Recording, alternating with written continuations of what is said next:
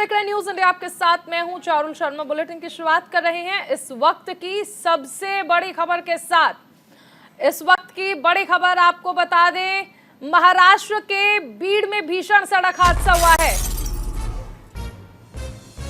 2 सड़क हादसे हुए हैं जिसमें 10 लोगों की मौत हो गई है। एम्बुलेंस और ट्रक की टक्कर में 4 लोगों की मौत हो गई है। साथ ही अहमदनगर हाईवे पर भी हादसा हुआ है। बस के पलटने से 6 लोगों की मौत हो गई है। बड़ी खबर आपको बताई जा रही है, महाराष्ट्र के बीड़ से आ रही है, जहां पर 2 भीषण सड़क हादसे हुए हैं। 10 लोगों की मौत हो गई है, कई लोग घायल बताए जा रहे हैं। सूचना के बाद मौके पर पहुंची पुलिस ने घायलों को अस्पताल में भर्ती कराया है। पहली घटना में एम्बुलेंस ट्रक से टकरा गई जिसमें 4 लोगों की मौत हो गई। दूसरे हादसे में मुंबई जा रही बस पलट गई, 6 लोगों की मौत हुई है। कई यात्री घायल बताए गए हैं। पुलिस मामले की जांच में जुट गई है।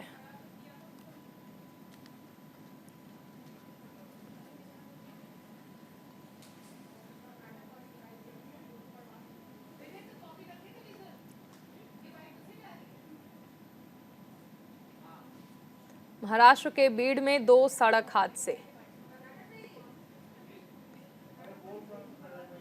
बीड़ में 2 बड़े सड़क हादसे हुए हैं, यानी मौत की रफ्तार आप देख सकते हैं। एक तरफ एम्बुलेंस को ट्रक ने टक्कर मार दी और दूसरी तरफ बस पलट गई जिसमें 6 लोगों की मौत हुई है। एक हादसे में 4 लोगों की मौत हुई है। कुल मिलाकर 10 लोगों की सड़क हादसे में मौत हो गई है।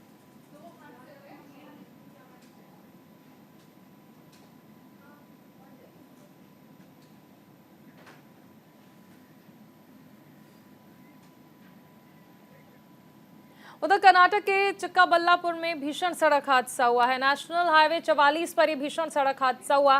सड़क हादसे में 5 लोगों की मौत हो गई है। घायलों को अस्पताल में भर्ती करा दिया है।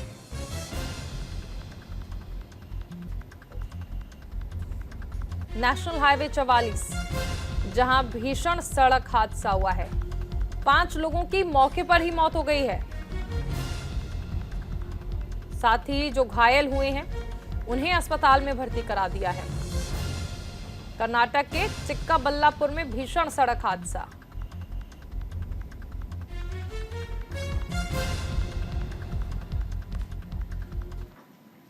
आगे बढ़ते एक बड़ी खबर आ रही है, राम जन्मभूमि ट्रस्ट के सदस्यों से मिले हैं पीएम मोदी। पीएम मोदी ने मंदिर ट्रस्ट का न्योता स्वीकार किया है। 22 जनवरी को अयोध्या जाएंगे प्रधानमंत्री। 22 जनवरी को श्री राम मंदिर की प्राण प्रतिष्ठा होनी है। अयोध्या में प्राण प्रतिष्ठा कार्यक्रम में पीएम मोदी शामिल होंगे। 22 जनवरी को अयोध्या के भव्य श्री राम मंदिर में आयोजित रामलला की प्राण प्रतिष्ठा समारोह में शामिल होंगे। ये कार्यक्रम दोपहर 12:30 बजे होगा। पीएम मोदी से राम जन्मभूमि निर्माण समिति के सदस्यों ने मुलाकात की। इस दौरान चंपत राय, नृपेंद्र मिश्रा, गोविंद गिरी समेत 4 लोग शामिल रहे। इन्होंने पीएम मोदी से प्राण प्रतिष्ठा कार्यक्रम में शामिल होने का अनुरोध किया, जिसे पीएम ने स्वीकार किया है।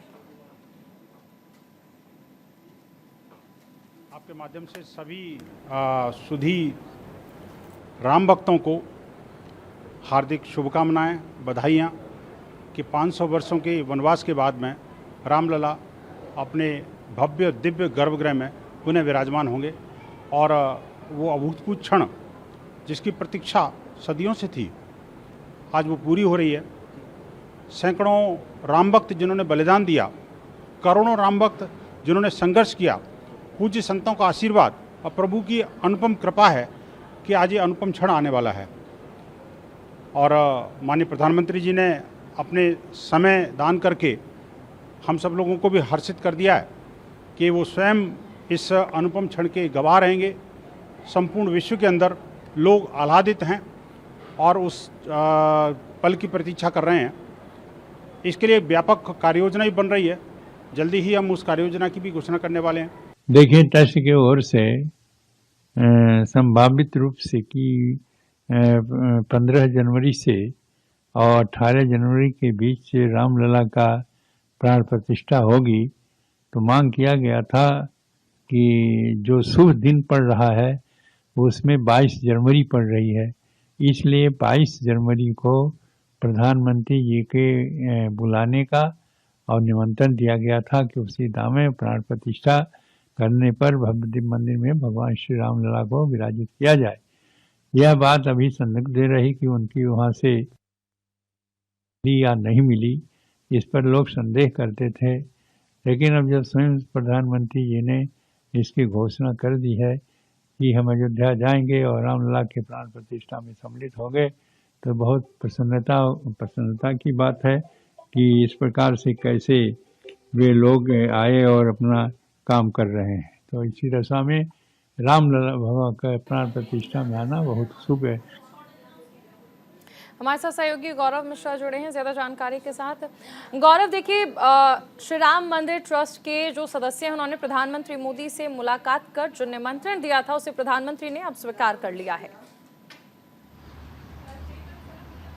और बिल्कुल देखिए, सबसे पहले एक पत्र जो है वो प्रधानमंत्री कार्यालय में भेजा गया था और उस पत्र में बाकायदे जो जानकारी है वो दी गई थी। एक आमंत्रण जो है वो पीएमओ को भेजा गया था, जिसके बाद से पीएमओ ने उसकी स्वीकृति की। और कल बुधवार के दिन अगर हम बात करें, 2 तस्वीरें निकल करके आई, वो पूरे देश ने देखा। प्रभु श्री राम का जो पूरा मंदिर का जो कार्यक्रम होने वाला है, वहां पर जो सभी लोगों को आमंत्रित किया जा रहा है, उसमें जो तीर्थ क्षेत्र के तमाम जो पदाधिकारी हैं, चाहे वो हम नृपेंद्र मिश्रा की बात करें जो कि अध्यक्ष हैं राम मंदिर तीर्थ क्षेत्र ट्रस्ट के, इसके अलावा महासचिव चंपत राय की बात करें, गोविंद गिरी जी महाराज की बात करें, बहुत अहम भूमिका गोविंद गिरी जी महाराज की क्योंकि वो कोषाध्यक्ष है। तो तमाम जो पदाधिकारी हैं वो कल प्रधानमंत्री नरेंद्र मोदी से मुलाकात कर उन्होंने अयोध्या आने का जो आमंत्रण है वो दिया है। और 24 जनवरी की जो तैयारियां हैं वो बहुत तरीके के साथ की जा रही हैं, क्योंकि राम मंदिर के अगर हम उद्घाटन की बात करें और प्रभु श्री राम के प्राण प्रतिष्ठा की बात करें तो उसकी जो तैयारियां हैं बड़े व्यापक स्तर पर की जा रही हैं। और चूंकि ये जानकारी पीएमओ को महीने भर पहले दी गई है, क्योंकि तमाम जो सुरक्षा एजेंसियां हैं प्रधानमंत्री की जो सुरक्षा में लगी रहती हैं, उनके जो प्रोटोकॉल में लगी रहती हैं, वो वहां पर पहले पहुंचेंगी और सभी चीजों की विधिवत जानकारी ली जाएगी। क्योंकि इस पूरे कार्यक्रम की अगर मैं बात करूं तो तकरीबन 4000 जो देश भर के प्रमुख साधु संत और महंत हैं उनको आमंत्रित किया गया है। इसके अलावा तकरीबन 2500 इसमें वीवीआईपी जो हैं वो शामिल होंगे, अलग अलग क्षेत्रों से वो हों, चाहे वो क्रिकेट के खेल के क्षेत्र से हों, फिल्म जगत से हों, तमाम क्षेत्रों के जो लोग हैं उन क्षेत्रों के लोगों को भी इसमें शामिल किया जाएगा। और इसकी तैयारियां जो है वो राम मंदिर जो तीर्थ क्षेत्र है वो बहुत तरीके के साथ कर रहा है, क्योंकि सभी लोगों को आमंत्रित करना है। इसके अलावा इस कार्यक्रम में संघ प्रमुख मोहन भागवत भी मौजूद रहेंगे, उनको भी आमंत्रण दिया गया है। तो जो तीर्थ क्षेत्र के तमाम पदाधिकारी हैं अब वो लोगों को आमंत्रित करने में लगे हुए हैं, क्योंकि इस पूरे आयोजन की अगर मैं बात करूं सुबह तकरीबन 6:30 बजे से इस आयोजन की शुरुआत हो जाएगी। लेकिन प्रधानमंत्री नरेंद्र मोदी जब अयोध्या पहुंचेंगे तकरीबन 12:30 बजे के आसपास में प्रभु श्री राम के प्राण प्रतिष्ठा की जो तैयारी है वो होगी। और इस पूरे आयोजन को देखते हुए, क्योंकि बहुत सारे इसमें वीवीआईपी हैं, तमाम देश भर के साधु संत और महंत पहुंच रहे हैं, तो जो अर्चकों की संख्या है जो पूजा पाठ करवाएंगे उनकी भी जो संख्या है वो बढ़ाई है ट्रस्ट के लोगों ने। तो सभी जो तैयारियां हैं वो लगातार की जा रही हैं और इसी क्रम में कल प्रधानमंत्री नरेंद्र मोदी को भी आमंत्रित किया गया है। बिल्कुल गौरव, आप बने रहिए हमारे साथ। कुछ रिएक्शंस भी हैं। केशव प्रसाद मौर्य ने क्या कुछ कहा, साथ ही ब्रिजेश पाठक ने क्या कुछ बोला इस पूरे मसले पर, सुनाते हैं आपको। हम सब पलक पावड़े बिछाकर इंतजार कर रहे हैं कि माननीय प्रधानमंत्री जी जिस क्षण प्रभु रामलला को भव्य दरबार में स्थापित करने के उपरांत लोकार्पण करेंगे, बहुत मन आह्लादित है। पूरे देश दुनिया के लोग उस दिन का इंतजार कर रहे हैं। आज यह कहते हुए मुझे गर्व है कि माननीय प्रधानमंत्री जी के नेतृत्व में देश में भारतीय जनता पार्टी की सरकार बनी और सरकार बनने के बाद श्री राम जन्मभूमि पर मंदिर निर्माण की बाधाएं हटी और 500 साल के बाद रामलला अपने जन्म स्थान पर उसी सम्मान के साथ विराजमान होने जा रहे हैं जैसा उनको होना चाहिए था। आक्रांताओं ने ढांचा ढहाया था। तुष्टीकरण की राजनीति के कारण भगवान राम को काल्पनिक बताने वाली, चाहे वो कांग्रेस हो, चाहे राम जन्मभूमि मंदिर निर्माण के विरोधी कोई राजनीतिक दल हो, उन सब के लिए जवाब है 22 जनवरी 2024 श्री राम जन्मभूमि अयोध्या। हर राम भक्त जो राम भक्त के रूप में आए उसका स्वागत करें। हमारे साथ सहयोगी गौरव मिश्रा लगातार बने हुए हैं। गौरव, देखिए, अगर हम पुराने समय को याद करें, 2019 में माननीय सुप्रीम कोर्ट ने फैसला हक में दिया और उसके बाद 2020 में आपने देखा कि आधारशिला रखी गई थी राम मंदिर की। अब 2024 में प्रधानमंत्री नरेंद्र मोदी प्राण प्रतिष्ठा करेंगे। इसके साथ ही कहा जा रहा है कि मकर संक्रांति के बाद 10 दिनों का अनुष्ठान भी किया जाएगा रामलला का। बिल्कुल, देखिए, ये सभी जो कार्यक्रम है, ये जो तीर्थ क्षेत्र के तमाम जो पदाधिकारी हैं, उन्होंने इसको पहले से तय कर लिया है और इस पूरे कार्यक्रम की जो रूपरेखा है बहुत ही भव्य और दिव्य तरीके से रखी गई है और इसको लेकर के तमाम जो बैठकों का दौर है वो भी चल रहा है। और अगर हम बात करें इस पूरे कार्यक्रम में, तो पीएमओ लगातार एक एक चीज़ की जो जानकारी है वो नृपेंद्र मिश्रा, जो कि राम मंदिर तीर्थ क्षेत्र के अध्यक्ष हैं, उनसे लगातार इस बात की जानकारी भी ले रहा है और पूरे कार्यक्रम का जो आयोजन है उसमें जिन अतिथियों को भी निमंत्रित किया जा रहा है, उनके आने से लेकर के और मंदिर प्रांगण में पहुंचने तक की जो पूरी व्यवस्था है, जो पूरा प्रोटोकॉल है, इस बात का भी ध्यान रखा जा रहा है। जब भूमि पूजन का जब कार्यक्रम हुआ मंदिर का, उस समय हम लोग अयोध्या में मौजूद थे, तो हमने एक चीज़ देखा था कि इस पूरे कार्यक्रम को जब वहाँ पे किया जा रहा था, क्योंकि देखिए, अगर राम मंदिर तीर्थ क्षेत्र की हम बात करें, उनके पदाधिकारियों की बात करें और खास करके इस पूरे कार्यक्रम में जो विश्व हिंदू परिषद के कार्यकर्ता होंगे, बजरंग दल के कार्यकर्ता होंगे, राष्ट्रीय स्वयंसेवक संघ के जो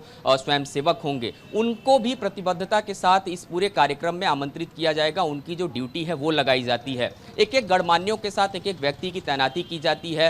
वो उनको उनके जो उनका रुकने का स्थान होता है वहाँ से लेकर के और मंदिर प्रांगण तक लेकर के आएंगे, क्योंकि सुरक्षा का भी बहुत इसमें ज़्यादा ख्याल रखा जा रहा। प्रधानमंत्री खुद इस कार्यक्रम में मौजूद होंगे, वो भी ऐसे आयोजन में जब इसको लेकर के तमाम जगहों पे जो थ्रेट्स हैं वो आए हैं, तो इसको लेकर के जो वहाँ पर सुरक्षा एजेंसियां हैं वो भी तैनात हैं। तो इसके पहले तमाम जो तैयारियां हैं वो जरूर की जा रही हैं। इसके अलावा मंदिर की अगर हम बात करें तो दिसंबर तक अब अयोध्या में 2 बड़े डेवलपमेंट जो कर लिए जाएंगे। जैसा कि मैंने बातचीत भी किया था नृपेंद्र मिश्रा के साथ, तो उन्होंने इस बात को कहा था कि सबसे बड़ी प्रायोरिटी ये होगी कि जो भी गेस्ट आए, कोशिश ये किया जाए जो वहाँ हवाई पट्टी बन रही, यानी कि जो एयरपोर्ट अयोध्या में तैयार किया जा रहा है, कि दिसंबर के लास्ट तक उसको पूरी तरीके से कंप्लीट कर लिया जाए, क्योंकि जब प्रधानमंत्री पहुंचेंगे तो वो उसका उद्घाटन भी कर सकें। ये भी ध्यान में रखा जा रहा है। इसके अलावा रेलवे की तरफ से भी युद्ध स्तर पर जो रिनोवेशन का काम है वहाँ के रेलवे स्टेशन का, वहाँ पर जो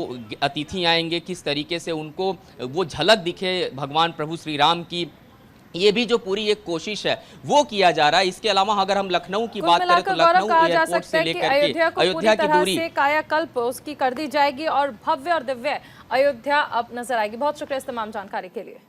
आगे बढ़ते हैं। पीएम मोदी का महाराष्ट्र और गोवा दौरा है आज। शिरडी के साईं बाबा मंदिर में दर्शन करेंगे प्रधानमंत्री। करोड़ों के मेगा प्रोजेक्ट का उद्घाटन भी इस दौरान प्रधानमंत्री द्वारा किया जाएगा। 7500 करोड़ की परियोजनाओं का उद्घाटन करेंगे प्रधानमंत्री। 37वें राष्ट्रीय खेलों का उद्घाटन करेंगे। गोवा के सीएम प्रमोद सावंत ने स्टेडियम का दौरा किया है। सीएम प्रमोद सावंत ने तैयारियों का जायजा भी लिया है।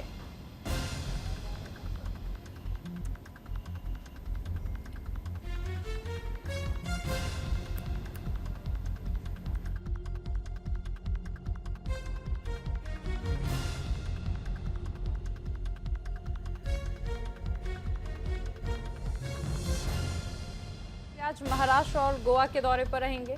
शिरडी के साईं बाबा मंदिर में भी प्रधानमंत्री दर्शन पूजन करेंगे। 5 साल बाद शिरडी जा रहे हैं प्रधानमंत्री नरेंद्र मोदी। 7500 करोड़ की परियोजनाओं का उद्घाटन यहां पर किया जाना है। बड़ी सौगात लेकर पहुंच रहे हैं और गोवा में 37वें राष्ट्रीय खेलों का उद्घाटन भी प्रधानमंत्री द्वारा किया जाएगा। स्टेडियम का खुद दौरा किया सीएम प्रमोद सावंत ने।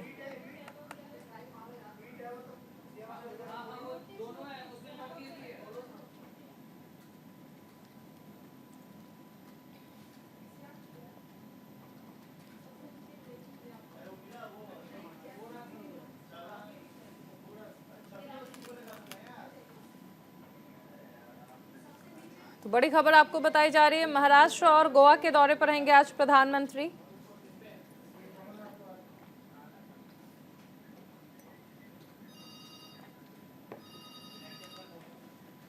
आगे बढ़ते हैं। बड़ी खबर जयपुर से आ रही है। सीएम अशोक गहलोत के बेटे को ईडी ने समन भेजा है। वैभव गहलोत को ईडी के द्वारा समन भेजा गया है। सीएम गहलोत ने ट्वीट कर इस बात की जानकारी दी है।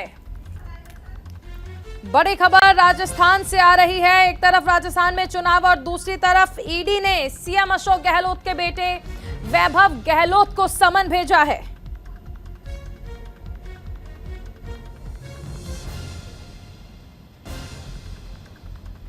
बड़ी खबर आपको बताई जा रही है। अशोक गहलोत के बेटे वैभव गहलोत को ईडी ने समन भेजा है। कल बुलाया गया है,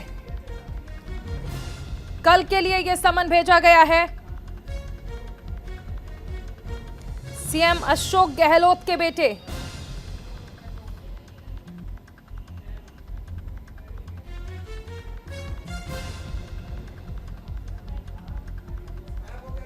देखिए, एक तरफ कांग्रेस के प्रदेश अध्यक्ष गोविंद सिंह डोटासरा के घर पर ईडी के छापेमारी, दूसरी तरफ सीएम अशोक गहलोत के बेटे वैभव गहलोत को ईडी का समन। कांग्रेस समेत अन्य विपक्षी पार्टियां लगातार केंद्रीय जांच एजेंसियों के गलत इस्तेमाल का आरोप लगाती रही हैं और इस बीच चुनाव से पहले सीएम अशोक गहलोत के बेटे को ईडी का समन।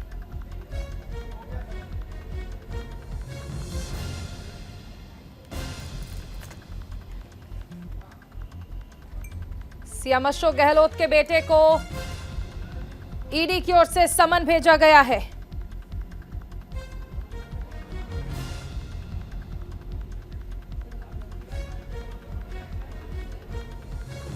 तो राजस्थान में चुनाव है और उससे पहले ईडी ने कार्रवाई शुरू कर दी है। कांग्रेस प्रदेश अध्यक्ष गोविंद सिंह डोटासरा के घर ईडी की छापेमारी हुई। दूसरी तरफ सीएम गहलोत के बेटे वैभव गहलोत को समन भेजा गया है।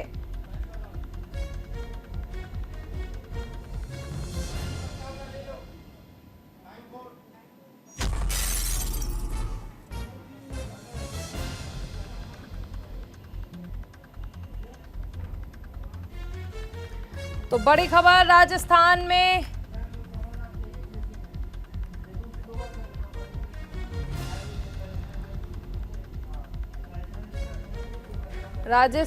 में देखिए ईडी ने समन भेजा है। सीएम गहलोत के बेटे वैभव गहलोत को कल पूछताछ के लिए बुलाया है।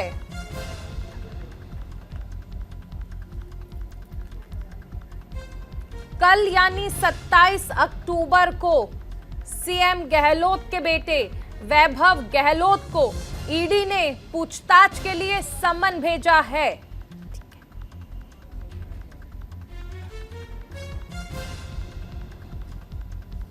सीएम अशोक गहलोत के बेटे वैभव गहलोत को ईडी ने समन भेजकर कल पूछताछ के लिए बुलाया है।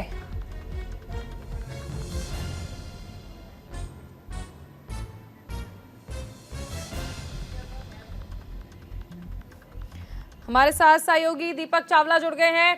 दीपक, राजस्थान में चुनाव का बिगुल बज चुका है। केंद्रीय जांच एजेंसियों को लेकर लगातार कांग्रेस पहले से हमलावर थी। इस बीच सीएम अशोक गहलोत के बेटे वैभव गहलोत को ईडी ने समन भेजा है। देखिए चारों बिल्कुल जैसे ही आज सुबह मॉर्निंग होती है तो ईडी राजस्थान में ताबड़तोड़ कार्रवाई करती है। जो प्रदेश अध्यक्ष कांग्रेस के गोविंद सिंह डोटासरा है उसके यहाँ पर कार्रवाई जारी है। इसके अलावा विधायक ओम प्रकाश हुड्डा है, वहाँ पर कार्रवाई जारी है। और अब तीसरी कार्रवाई जो है वो वैभव गहलोत जो कि सीएम के बेटे हैं उनको यहाँ पर नोटिस मिला और कहा है कि आप 27 अक्टूबर को पेश हुए। तो 3 कार्रवाई लगातार ईडी की कार्रवाई जारी है। मान सकते हैं कि पेपर लीक में तो गोविंद सिंह डोटासरा का नाम वहाँ पर है, जिक्र वहाँ है उनकी जांच के दायरे में, इसलिए वहाँ पर कार्रवाई की जा रही है। और जल जीवन मिशन घोटाला उसमें ओम प्रकाश हुड्डा का नाम है। इसके अलावा मंत्री महेश जोशी का भी जल जीवन मिशन से जुड़ा हुआ है और इसके साथ ही वैभव गहलोत के यहाँ पर नोटिस दिया गया है। तो कह सकते हो कि ईडी लगातार कांग्रेस के नेताओं पर लगातार कार्रवाई कर रही है। मुख्यमंत्री अशोक गहलोत ने पहले ही संकेत दिया था कार्रवाई से पहले ही कि जल्द ईडी कार्रवाई कर सकती है। और कांग्रेस हमेशा से दुरुपयोग का आरोप लगाती रही भाजपा पे, केंद्रीय एजेंसी पे। लेकिन केंद्रीय एजेंसी जहां पर जांच करती है वहां पर कोई सबूत मिलता है, ऐसे थोड़ी ना हर किसी के घर पहुंच जाती है, हर किसी के यहाँ कार्रवाई कर देती है। तो कह सकते हो कि जब सबूत मिले हैं, पहले सीकर में गोविंद सिंह डोटासरा के यहाँ पर एक इंस्टीट्यूट है जो कि उनके करीबी के बताया जाता है, वहां पर ईडी की टीम गई थी तो वहां से इनपुट मिला था कि गोविंद सिंह डोटासरा डोटासरा का भी कहीं ना कहीं पेपर लीक में इन्वॉल्वमेंट है, जिसके बाद अब ईडी की कार्रवाई उनके घर पर कार्रवाई कर रही है। अब किस तरह के वहाँ सबूत मिलते हैं, उनके जो सिविलाइन घर है वहाँ पर, सरकारी आवास है वहाँ पर कार्रवाई के किस तरह के वहाँ सबूत मिलते हैं, ये देखना दिलचस्प होगा। इसके अलावा हुडला के यहाँ पर कार्रवाई जारी है और वैभव गहलोत को क्यों आखिर पूछताछ के लिए बुलाया है। मौजूदा दौर में वैभव गहलोत आरसीए के अध्यक्ष है, मुख्यमंत्री अशोक गहलोत के बेटे हैं, तो उनको बुलाया है। अब उनसे कितने घंटों तक पूछताछ की जाएगी उसके लिए थोड़ा सा इंतजार करना पड़ेगा, लेकिन आय से अधिक संपत्ति या किसी घोटाले की यहाँ पर बात सामने आ रही है। हालांकि उस बात का अभी खुलकर जिक्र नहीं किया ईडी ने, और ईडी फिलहाल अभी लेकिन तीनों अशोक गहलोत ने निशाना जरूर साधा और कहा कि मैं हमेशा से कहता रहा हूं कि बीजेपी को दरअसल इस बात से तकलीफ है कि महिलाओं का, किसानों का, आम जनता का विकास ना हो, इसीलिए ईडी की कार्रवाई की जा रही है। बहुत शुक्रिया इस तमाम जानकारी के लिए दीपक, और इसी के साथ इस बुलेटिन में फिलहाल इतना ही। बने रहिए न्यूज़ इंडिया के साथ।